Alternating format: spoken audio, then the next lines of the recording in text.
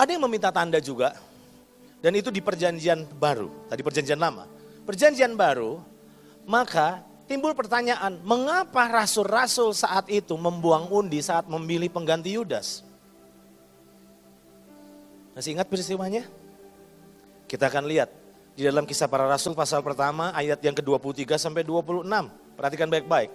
Lalu mereka mengusulkan dua orang yang gantiin Yudas ya saudara. Yusuf yang disebut Barsabas dan yang juga bernama Yustus dan Matias. Mereka semua berdoa dan berkata, ya Tuhan, Engkaulah yang mengenal hati semua orang. Tunjukkanlah kiranya siapa yang Engkau pilih dari kedua orang ini untuk menerima jabatan pelayanan yaitu kerasulan yang ditinggalkan Yudas yang telah jatuh ke tempat yang wajar baginya. Lalu, ayat 26. Mereka membuang undi seperti arisan, membuang undi bagi kedua orang itu dan yang kena undi adalah Matias. Dan dengan demikian ia ditambahkan kepada bilangan ke-11 rasul itu.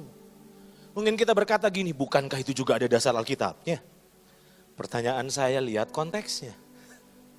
Sadarkah saudara bahwa saat itu rasul meminta tanda?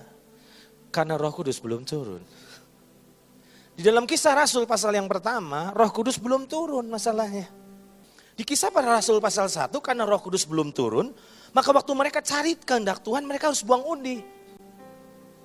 Tapi sejak Roh Kudus turun dan tinggal dalam hidup mereka, pernahkah kita melihat bahwa rasul-rasul buang undi lagi dalam mengambil keputusan? Tidak. Perhatikan baik-baik. Dalam Kisah Para Rasul pasal 13 ayat yang kedua sampai ayat 4. Firman Tuhan berkata, pada satu hari ketika mereka beribadah kepada Tuhan dan berpuasa, berkatalah Roh Kudus, khususkanlah Barnabas dan Saulus bagiku untuk tugas yang telah kutentukan bagi mereka. Maka berpuasa dan berdoalah mereka. Dan setelah meletakkan tangan ke atas kedua orang itu, mereka membiarkan keduanya pergi. Oleh karena disuruh siapa? Disuruh siapa? Pemimpin? Tidak. Disuruh Roh Kudus. Barnabas dan Saulus berangkat ke Seleukia dan dari situ mereka berlayar ke Siprus. Artinya ada sebuah shifting. Sebelum mereka dipenuhi Roh Kudus, sebelum Roh Kudus ada di dalam, cari tahu kehendak Tuhan susah ya. Dibuang undi.